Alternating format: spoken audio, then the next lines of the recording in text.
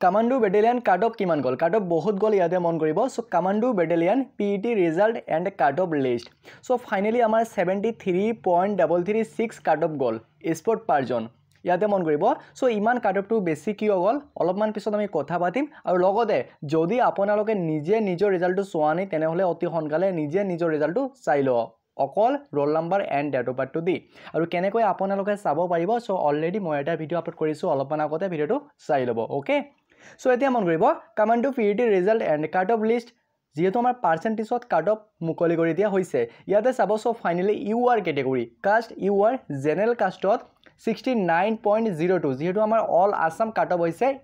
এইটো আমাৰ district wise নহয় অল আসাম ঠিক আছে কেটেগৰী ওয়াইজ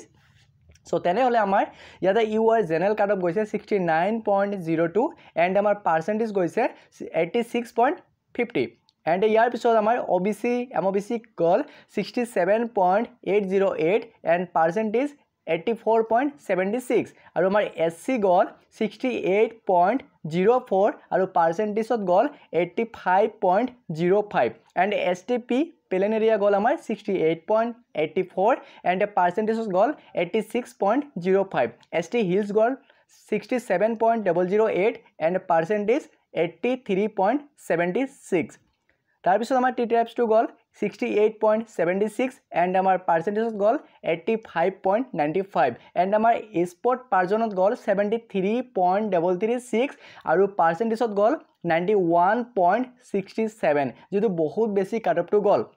কাট অফটো কিয় বেছি গ'ল আমাৰ যিবিলাক ৰিজাৰ্ভেশন আছে ৰিজাৰ্ভেশন আৰু আমাৰ জেনাৰেল অলপমানহে কম বেছি কিয় ইমান কম বেছি গ'ল কথাটো মন কৰিব সো আমাৰ এসসি এসটি ওবিসি জেনাৰেল সকলে এটা ভাল মাৰ্ক উঠাইছে আৰু এইবাৰ আমাৰ পোষ্টৰ সংখ্যা একেবাৰে কম সেই কাৰণে কি হৈছে যে যি সকলে জেনাৰেলত অলপমানৰ কাৰণে পোৱা নাই সেই সকলে আমাৰ ৰিজাৰ্ভেশন পদবিলাক খাইছে আৰু সেই কাৰণে আমাৰ ৰিজাৰ্ভেশনৰ কাট অফটো হাই গৈছে ওকে আৰু কিবা যদি বুজি পোৱা নাই তেনেহলে কমেন্ট কৰি জনাব সো আজিৰ কাৰণে এইটো আছিল এটা গুৰুত্বপূৰ্ণ ভিডিঅ'টো যদি ভাল পালে তেনেহলে সকলো বন্ধু বান্ধৱীক শ্বেয়াৰ কৰিব লগতে চেনেলটো সাপোৰ্ট সাবস্ক্ৰাইব এণ্ড ফলো কৰিব নাপাহৰিব জয় অসম